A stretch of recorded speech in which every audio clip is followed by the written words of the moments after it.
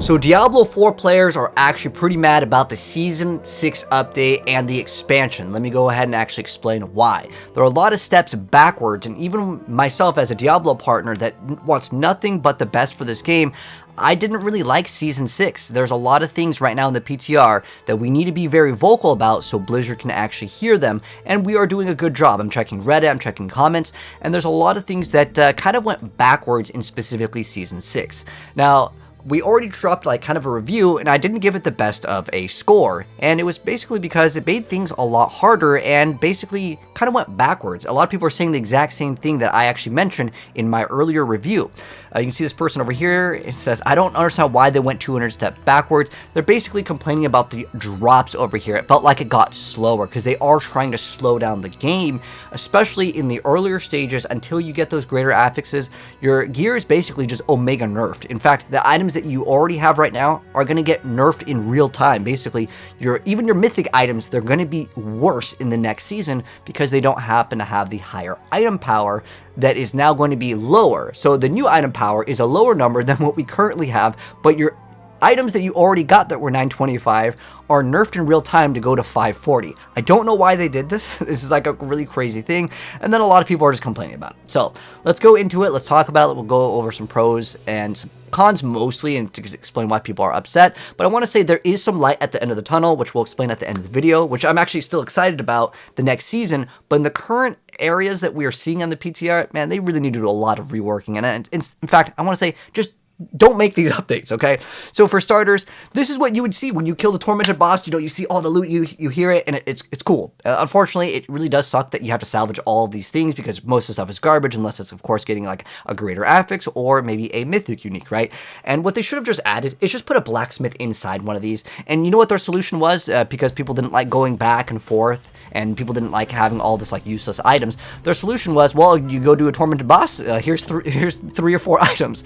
It's not as exciting. It doesn't feel good because like in your mind you did that already, right? Like you can't really go back, and that's one area where I think a lot of people are upset about the loot in general. Like I remember when Path of Exile came out with that expansion, and we had a lot of players upset because they're like, why do you have no loot in your loot game? And that's how I kind of feel about the Season 6, where we already had like showers of loot, right? And Diablo at the day is supposed to be more of a casual-ish game where you can get legendaries relatively easy, opposed to other action RPGs. And it just feels awkward to like already have had something and then like going backwards. If we're going to get less loot, it needs to be more meaningful. And I think their idea behind this was actually what this person said, and I've actually mentioned it before. My guess is their solution to loot filters is less loot, no need filter. Myself, Rax, probably a bunch of other Diablo partners have said the same thing. I want a loot filter. I still want a loot filter. I get it. GA is like the only good thing in Season 6, by the way, guys. All the items that you get, doesn't matter what it is, if it's not GA, it's going to be garbage. And that is kind of unfortunate. That it's part of like the Diablo progression that I don't like in D4, and even in like D3, like the item power or like the tag tied to like the actual damage of the DPS. That's a huge thing compared to like D2, compared to like D3 and 4, is that like everything that you get until you get to the end game is basically just garbage, right? I don't like that system. I think it could be a little bit better. But this right here, like, why don't we have a loot filter? It's just so backwards to have an action RPG and be like, nah, no loot filter. It doesn't make sense. You need a loot filter. You need some sort of auction or like some sort of like a trade something. We don't want to go to third-party websites and whisper someone that never responds, or responds like, you know, 1,000 times when you're sleeping, and you're just like, just make it in the game. Just add a loot filter. Just add a trade system in the game. You'll make players happy. We're getting a lot of quality of life, and as far as the armory goes, guys, that has been something that they said that they are working on, so that's going to be awesome. I'm hoping that will come out very soon, but that is something that just really need to be added. I mean, we had First Ascendant, and I was playing that for a while, and like that was just built in the game. They already have set items in that game, which is like cool, and also where are set items. But mainly we're going to be talking about why people are complaining about it. Like, again, we need loot filters in this game.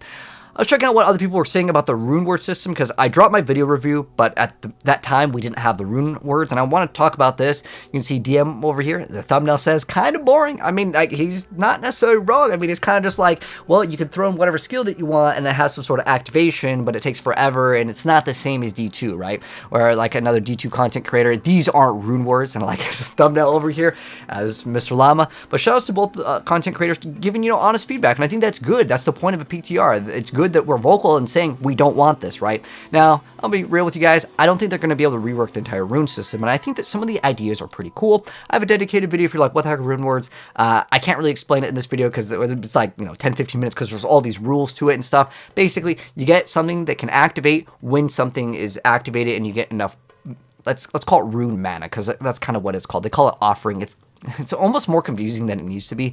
Basically, you have a 2-link gem in PoE when you do maybe movement, maybe when you cast an ultimate, when you cast 8 skills, then you get this extra ultimate from another class or an ability. The thing is this is not a rune word like in D2, and this is why you have the people that are D2 fans and the players that are like, oh, nostalgic rune words, cool. These are rune words. I mean, he's absolutely correct. These are not rune words. A rune word is something that you would have like several sockets in, and then you put it in, and then that becomes basically a item that has all the powers of whatever runes that you put in, plus in combo a very specific thing that would make the build way stronger, and it would do a little bit more.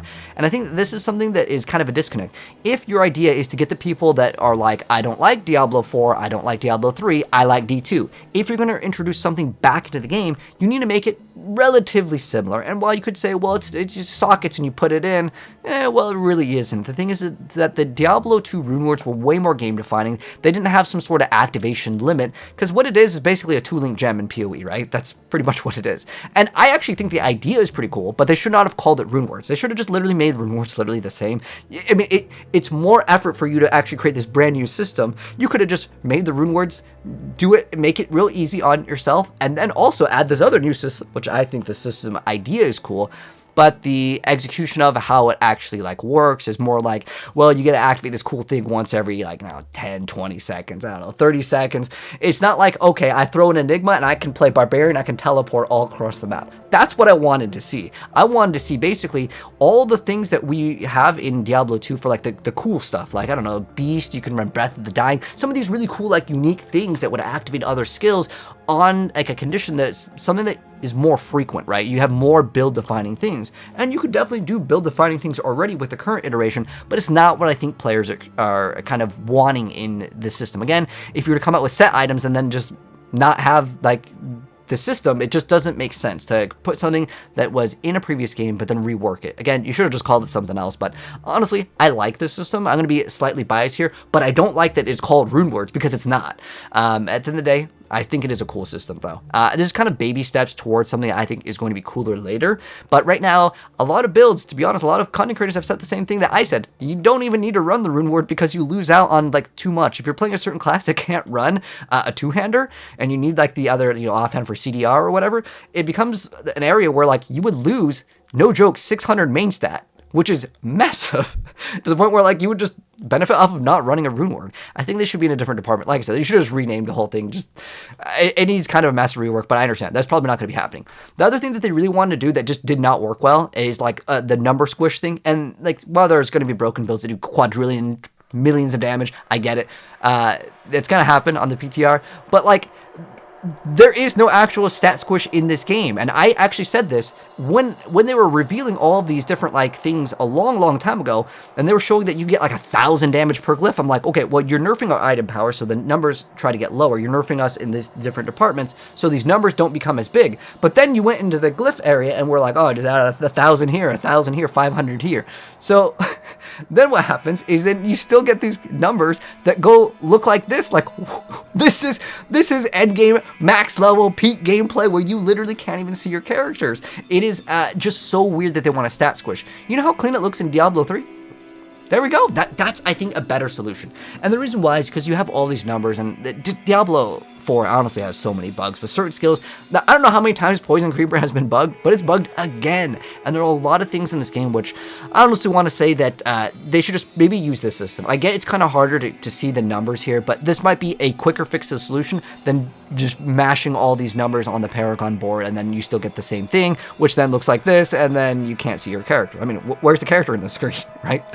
Another thing that I really hated, and I mentioned this, is I don't like that our numbers get nerfed in real time. If you you had a god item, if you had a mythic unique, you know, the uber unique, well, and you got the greater affix, well, too bad. It's now 540. Everything got moved. Your item power got wrecked. So all of your old gear is basically worthless. I don't want them to make this change. This is terrible for the game to have players just learn something in, let's say, season 4. Maybe they skipped out in season 4. They just hopped into season 5. They're like, oh, cool, I can temper on it, but 2 tempers on. No, now it's different. Your item power is different. The master working is different, and the tempers are all different.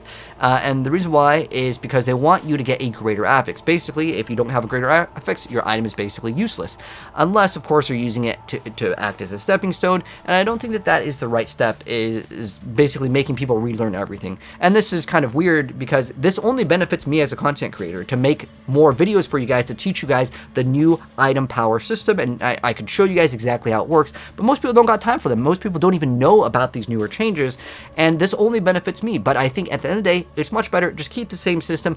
In fact, I think it's really dumb that they actually moved the item power to a lower direction. And the reason why is because that people will see the lower number and be like, dude, I don't want to play this game anymore. Oh, everything's like nerfed, and I only put 1 temper on my piece of gear. And you don't know that you have to get a greater affix to go to 12 out of 12. It was a constant thing, like, bro, how come they nerfed masterworking to 4 out of 4? Like, I thought we could go to 12, and I have to explain to them, you got to get a greater affix, and they're like, well, you didn't have to do this previously. Well, like, I'm sorry, I didn't make this change. I think this change is terrible. Don't add it into the game.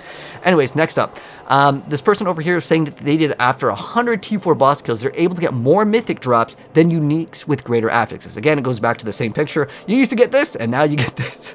I think that that's such a crazy change at the end of the day, but he's like, dude, this cannot be right. So, I mean, good luck, man, is all I have to say. At least we have trade. Ideally, it would be in-game. Another thing that this person wrote up a long thing, and I did read most of it, but the thing that he wanted to highlight here, overall, the game feels pretty uninspired and mostly not great. Drop rates on ancestral items is too low. Resist and armor caps are a pain now, and I feel like resistances and armor caps, they need to exist in an action RPG game just so, you know, there is some sort of limit. Otherwise, you have characters that can, like, never die. And while I think that that is kind of cool to build a character that can, like, almost never die, there's, like, really cool things that you can do in PoE with that.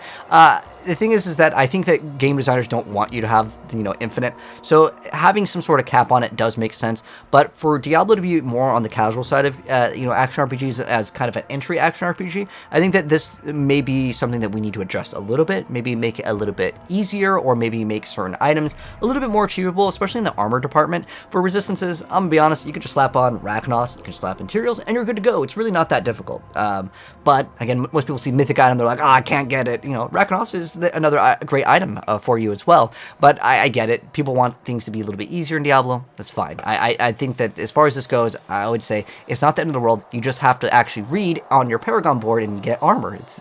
It's really not that difficult. But again, I get it. It's more of a casual game. They can tone it down a little bit if they want it to be more accessible, right?